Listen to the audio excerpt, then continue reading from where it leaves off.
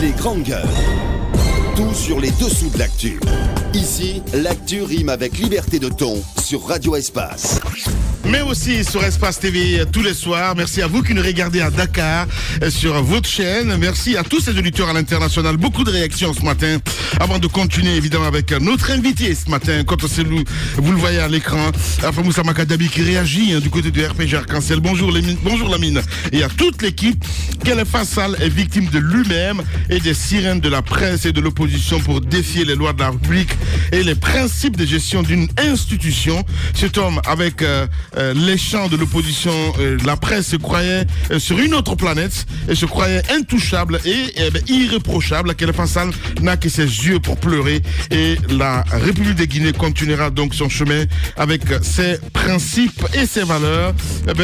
Ceux qui estiment aussi qu'il est débarqué pour une éventuelle 3e mandat, 4e mandat, 5e mandat et 6e mandat ne comprennent rien à la matière. C'est évidemment Moussa Makadabi qui réagit ce matin. Toujours ses auditeurs sur le 657 39 13 13. On réagit, mon cher.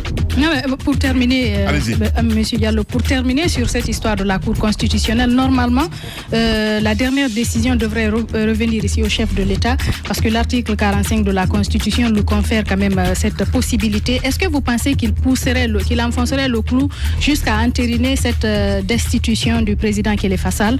La deuxième question, c'est par rapport à cette histoire de 21 millions d'euros à la Banque centrale. J'ai vu une de vos réactions qui disait sur un site de la place, le gouvernement dit que c'est faux, pourtant c'est vrai. Michel Alpha Condé va entériner une telle décision. Moi, je pense que c'est lui qui l'a suscité, pour les raisons que j'ai rappelées tout à l'heure.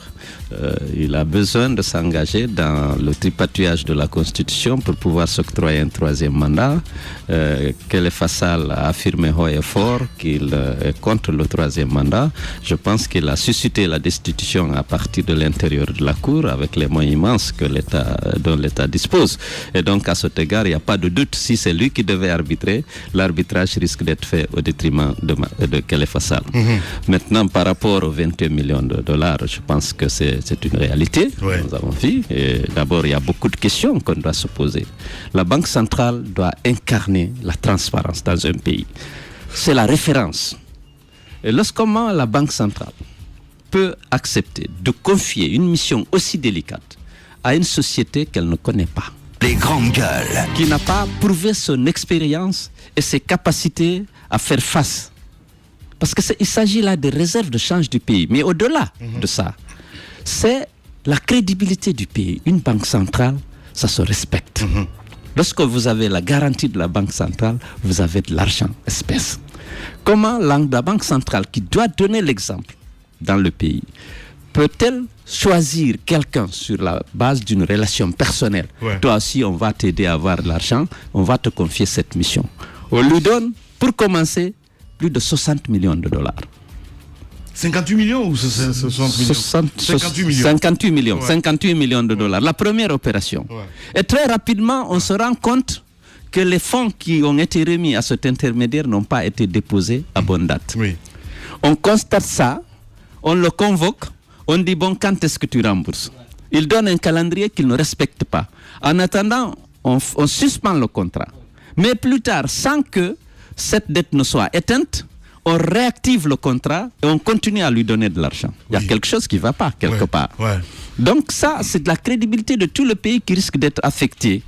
Parce que la Banque centrale, c'est la référence en matière de rigueur, en matière de crédibilité au niveau international. On dit, nous avons besoin de la garantie de la Banque centrale, on vous paye tout de suite l'argent dont vous avez besoin. Et lorsqu'une Banque centrale se comporte comme ça, c'est dangereux pour le pays. Donc, là aussi, mais c'est la pratique courante dans ce pays. D'ici, j'ai eu l'occasion de le dire. On appelle un ami, on dit, toi aussi, profite ici, on te donne tel marché de gré à gré. Sinon, si on devrait le faire, si on était obligé de recourir au service d'un intermédiaire, on fait une consultation, même restreinte, parce qu'on connaît ceux qui savent faire certaines choses.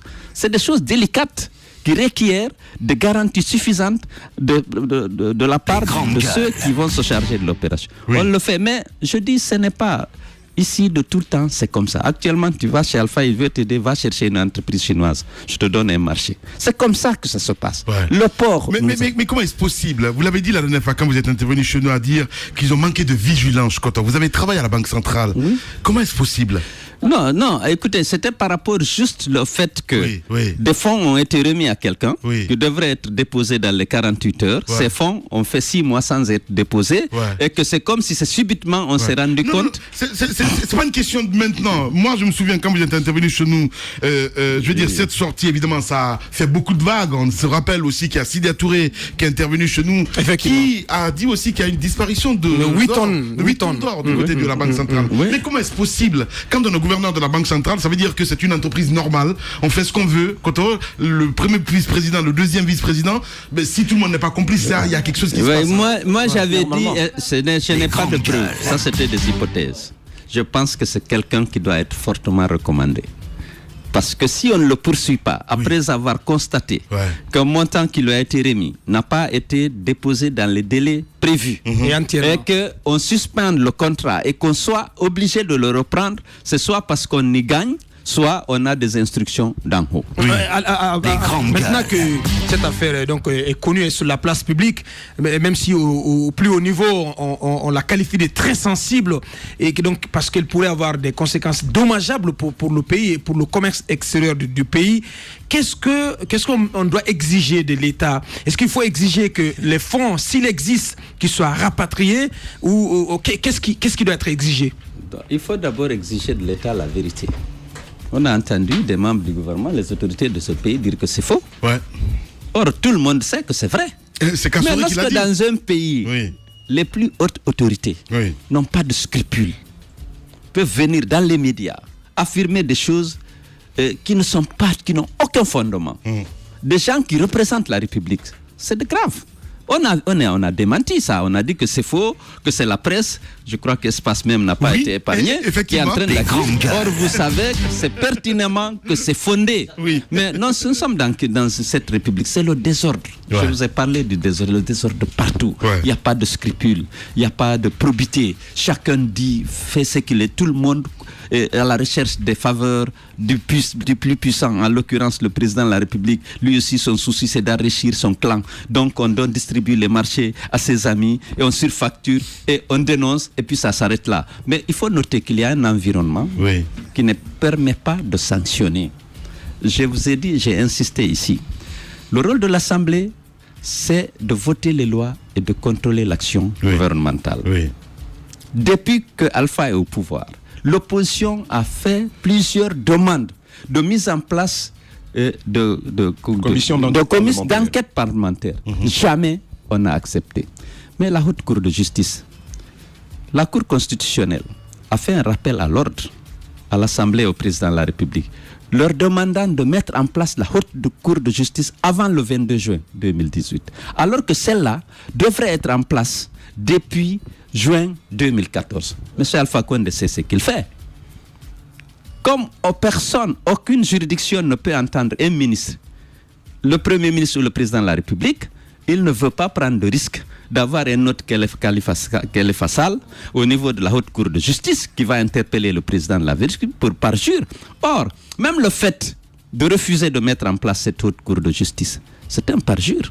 Parce que M. Alpha Condé a juré de faire respecter la Constitution. Or, cette institution est prévue par la Constitution. Il y a plusieurs violations de la Constitution par le président de la République. Mais vous ne pouvez pas l'interpeller. Et il le sait. Et c'est pourquoi il refuse que la Haute Cour de justice ne soit mise en place. Bien. Notre invité ce matin, monsieur Elacellou Dalein Diallo, président de l'UFDG. Allez-y, Tamba. Alors, monsieur le président, deux questions ce matin. La première, c'est rebondir à ce que vous disiez, un pays de désordre, chacun fait ce qu'il veut. J'ai envie de dire, est-ce que celui qui critique, notamment l'opposant, est meilleur à celui qui est critiqué, le président de la République? Vous-même, on a du mal à saisir certains membres de l'opposition. Tantôt ils sont là, tantôt ils sont là-bas. C'est difficile finalement de les cerner. Est-ce que le désordre ne vous concerne pas, vous aussi? La deuxième question, elle est bien simple. Vous avez suivi probablement la sortie de Sékou Koureissi Condé au sujet des 21 millions de dollars dont vous parliez tantôt. Il a dit que l'information procédait plus d'une volonté de nuire que d'informer. Comment y réagissez-vous? Écoutez, moi, c'est pour vous, je ne comprends pas qu'à votre niveau, il y ait une ambiguïté quelconque. La position de l'opposition est claire, la position de l'UFDG est claire. Nous dénonçons les abus de pouvoir, nous dénonçons la violation des lois, nous dénonçons la fraude électorale, nous dénonçons la mauvaise gouvernance dans toutes ces manifestations. On n'est pas ici aujourd'hui, on n'est pas là. Ça, je ne comprends pas comment vous... Certains qui ont quitté le navire. Non, enfin, si vous parlez... Qui défendent très bien le contrat du port autonome. Attendez, je réponds alors. Allez-y. Je dis non, j'ai dit que chaque parti est autonome. On peut avoir des convictions, on veut avoir des intérêts. À un moment donné, il y a des gens qui décident d'aller à la soupe pour aller prendre un portefeuille ministériel important ou bien pour recevoir de l'argent pour essayer de déstabiliser l'opposition. Mais tout cela, c'est courant dans la politique en Afrique en particulier. La transhumance fait partie des mœurs politiques en Afrique. Oui. Il y a des gens qui transhument. Sauf quand vous approchez... Je ne peux pas répondre à la place de ceux qui font de la transhumance. Moi, je suis resté constant. Non, quand vous êtes sur les grandes gueules ici, disons les choses telles qu'elles sont, c'est important. Moi, j'ai approché Mouktar pour citer le président de NFD qui dit l'UFDG c'est invivable. Il l'a dit, il me l'a dit, Mouktar Diallo. Oui, attends, non. Oui. Attendez, ne déplacez pas le débat. Oui. Je ne déplace pas le débat parce qu'on parle de transhumance. Tout à fait. C'est important de dire ce que les autres pensent. Peut-être qu'ils n'ont pas le courage de vous le dire. Parce qu'il me dit que Koto c'est un gladiateur. C'est ce qu'il me dit. Lamine, peut-être pour préciser. Non, mais alors si vous ne me laissez pas parler, je suis... D'accord, attendez, non. Allez-y. Attendez. Chaque parti garde sa liberté. On n'est pas à l'opposition pour être membre de l'UFDG. On est à l'opposition parce qu'on a des convictions. On pense que la gouvernance est mauvaise, qu'il faut la dénoncer et travailler pour l'alternance. Ça peut être pour soi, ça peut être pour un autre de l'opposition. On n'est pas à l'opposition pour Cellou Dalein. On est à l'opposition parce que on veut défendre les intérêts du pays. Et on considère que les pratiques du pouvoir d'Alpha Condé sont contraires aux intérêts de la population. On veut les dénoncer, on reste à l'opposition. Si on n'est pas de l'opposition, on va dans la mouvance, on soutient le gouvernement, on soutient ses actions. Ça, c'est un choix que chaque parti politique, indépendamment de la position prise par l'UFDG... La question de la mine vaut tout son pesant d'or. D'autant que, même récemment, des voix se sont fait entendre au sein de votre groupement politique. Je vais citer par exemple Ahmed Kourma du parti Groupe qui a dit qu'il y a un malaise, qu'il y a une forme de malaise et qu'il explique que plus généralement, les décisions sont prises de façon unilatérale. Aujourd'hui, ce que l'opinion constate, c'est que nous prenons le cas de Alusene Makanela Kake, mais aussi de Papa Koli Kourouma, qui sont de moins en moins présents à vos côtés. Lorsque vous organisez, vous tenez vos réunions, vos plénières, qu'est-ce qui se passe avec ces deux-là et on voit aussi les atermoiements de Elhadji Mamadou Sylla, avec qui vous aviez un accord, un protocole d'accord, vous avez signé un protocole d'accord. Qu'est-ce qui se passe avec vos partenaires? Est-ce vous le problème ou bien vous pensez que ce sont eux qui sont fluctuants dans leurs convictions? Écoutez, alors vous avez parlé de Makanera et Papa Koli qui ne sont pas là, qui sont en Europe depuis 2 ou 3 mois. Même hier, j'ai parlé avec Makanera. Actuellement, non. Ça ne cache rien. À ma connaissance, non. Mais en tout cas, avec Makanera, je ne sens absolument rien. Même hier, on a parlé et d'ailleurs, il est au Maroc. Il est en route pour Conakry. Bon, ceci dit, le chef de file de l'opposition ou le président de l'UFDG, nous n'avons pas de choses à distribuer. Vous comprenez? Lorsque Alpha veut attendez, non, non mais c'est vrai. Non, laisse-moi finir, c'est important, je te laisse finir. Lorsque Alpha veut récupérer un cadre de l'opposition pour dans son obstination à isoler Cellou. Vous comprenez? Bon, il a des choses à offrir. Il peut offrir un gros ministère. Il peut offrir de l'argent. Parce que vous savez, les trucs. Moi, les grandes gueules. Lorsque on travaille à l'occasion des élections, j'essaie d'aider autant que je peux. J'ai inscrit des opposants sur ma liste. Mes militants ont voté au détriment de mes cadres. Il y en a même qui ont démissionné parce qu'ils n'ont pas fait, ils n'ont pas été élus parce qu'ils ont estimé que j'ai donné les premières positions à des gens qui n'étaient pas partis. Je fais cet effort pour aider, mais je ne peux pas aider, je n'ai pas d'argent à distribuer, je n'ai pas de poste ministériel à distribuer. Nous sommes dans un combat. L'opposition est difficile. Finalement, à la fin du compte, c'est quoi le problème? Parce que quand vous dites que vous n'avez pas d'argent à distribuer... Lamine, c'est important. Lamine, écoute, attends, je vais te dire une chose. Soyons sincères. Gérer un parti politique, c'est difficile dans l'opposition. Il y a des moments où les gens s'essoufflent. il cherche des solutions. Il ne faut pas cacher la vérité. Oui. M. Alpha Condé est là, il est vigilant.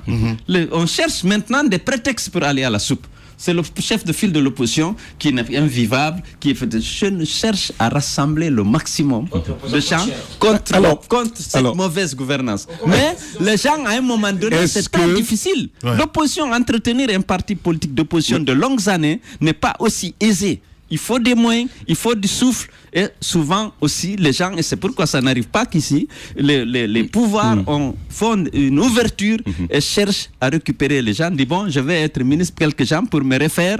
J'ai discuté avec un cadre qui a décidé de partir vers la mouvance. Vous comprenez? Non, je ne dirai pas son nom. Si. Parce qu'il est parti il y a depuis longtemps. Si. Il dit, écoute, je n'ai plus les moyens de continuer à l'opposition. Ce n'est pas l'actuel PM? Je ne dis que je ne dirai pas ce nom. Je ne dirai pas. Alors, je ne dirai pas. Tu comprends, je n'ai pas le temps, les moyens de continuer avec toi. Vraiment. Oui, j'ai dit non, écoute, nous sommes là pour défendre les valeurs. Il dit, si tu peux défendre les valeurs, certes, mais c'est si tu as quelque chose dans la poche. Lorsque tu es leader ici, tous les malades de ton parti viennent chez toi, tout le monde, tu ne peux rien faire. Surtout moi, mon électorat, ils sont plus fragiles que les tiens. Donc, ils ne peuvent pas, il faut que ça soit tout Mamjar. On a tellement d'indices, à la fin du compte, c'est Kassory en fait. Non, je n'étais pas de ce cas. Si tu veux accuser Kassory, j'aime bien, monsieur le président. Moi, je ne sais pas de qui je parle. Eh bien si, voilà. Alors, j'aime bien l'expression que vous avez utilisée depuis un certain moment. Aller à la soupe. Probablement, on ne vous le dit pas. Est-ce que le problème, ce ne sont pas ces 5 milliards? Est-ce que les autres opposants autour de vous n'auraient pas voulu bénéficier de cela auprès de vous? Parce que d'une certaine façon, c'est aussi considéré comme une soupe pour vous, vous qui êtes chef de file de l'opposition. Est-ce que ce n'est pas un des problèmes? Non, je ne dis pas qu'il a demandé. Dans ce studio, j'ai même soutenu que c'était tout à fait légitime qu'il puisse y accéder. Mais est-ce que finalement, ça ne pose pas problème? Ça, c'est 5 milliards. Suspendu depuis longtemps. Je te l'apprends ici. C'est suspendu depuis combien de temps? Depuis 2017, on n'a fait que quelques mois. Et puis après, pour quelle raison, monsieur le président? Parce que M. Alpha Condé a décidé de le faire comme ça. Parce que d'abord, on disait on ne va pas financer ta campagne pour les communales. Mais ensuite, bon, c'est la loi, mais elle n'est pas appliquée. On devait me donner un véhicule de commandement, un véhicule d'exorte, et puis le budget de fonctionnement, mais on a suspendu actuellement. Quelconque absentéisme. Moi, je n'insiste pas pour ça parce que moi, je sais pas. Non, mais c'est important, Koto, parce que quand on gère un pays comme si c'était une entreprise, je vous ai dit, c'est le désordre partout. Mais je ne vais pas mettre ça. Des grandes gueules. Mais quand on 5 milliards, c'est pas petit, hein. C'est pas petit. Vous n'êtes pas à 5 milliards près, je sais, mais 5 milliards pour quelqu'un qui est. Pour quelqu'un. C'est important, Coton. Hein? Ça permet, et d'autant plus que c'est une loi. Et quand on vote une loi, elle doit être respectée. Oui. Vous mais devrez malheureusement, tu sais bien qu'on ne respecte pas la loi. Extraordinaire. On ne respecte le désordre dont j'ai parlé, c'est partout. Mais moi, je ne peux pas mettre ça en avant dans ma lutte politique. Parce que c'est pas ça. Je n'ai jamais demandé. C'est à l'initiative d'Alpha Condé que le statut de chef de file de l'opposition a été voté et les avantages prévus. Et après, il a décidé de suspendre sans modifier la loi, sans la supprimer. Bon, écoute, moi, je ne veux pas mettre le matériel avant. Et lorsque je suis allé le voir, il le sait, il a dit, bon, pour le ça, on va mettre... Je dis, non, je ne suis pas venu pour ça, il ne faut pas mélanger. Je suis venu pour défendre l'application de l'accord. Et il a dit que ce n'est pas moi qui ai posé le problème, mais qui allait réactiver. Il a réactivé un peu, après il a bloqué. Bon, la voiture, on m'a dit de fournir des factures. Pour les voitures, j'ai amené depuis 2017, mars, jusqu'à présent, il n'y a rien, tout est bloqué. Alors bon, ceci dit, je vais dire par rapport à la question de Moussa Moïse Tamba, les gens sont libres de choisir. Et je dis simplement, c'est pas toujours facile. C'est pas toujours facile. Aujourd'hui, il y a une bipolarisation de la vie politique. Il y a le RPG et l'UFDG. Le RPG est au pouvoir. L'UFDG est ancré dans l'opposition. Bon, les gens sont dans l'opposition à un moment donné. Lorsque Alpha veut récupérer quelqu'un, soit pour isoler simplement ses loups, soit pour qu'il lui apporte peut-être quelque chose dans son soutien, disons. Évidemment, il a beaucoup de moyens, il a beaucoup de choses à offrir. Moi, si je veux garder quelqu'un à chose, je vais négocier, lui dire, mais écoutez, continuons ce combat, il est noble, c'est pour les valeurs, c'est pour les idées, mais c'est pas toujours facile. On n'a pas les mêmes choses. Toi qui offres un ministère, un gros ministère, et celui qui dit, bon, viens rester, les valeurs pour lesquelles on se bat sont nobles, c'est pas la même chose. Donc les gens après, mais pour justifier la transhumance, il faut dire que c'est celle qui est invivable.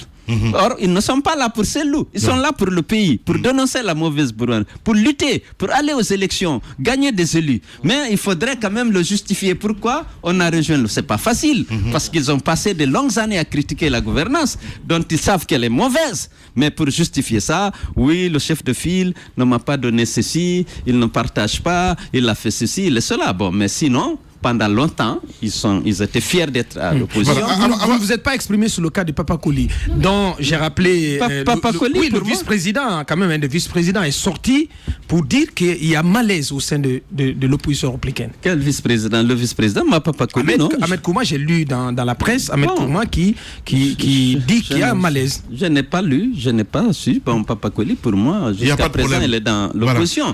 Voilà. Vos rapports aujourd'hui. Nos rapports sont bons, que je sache. Bien.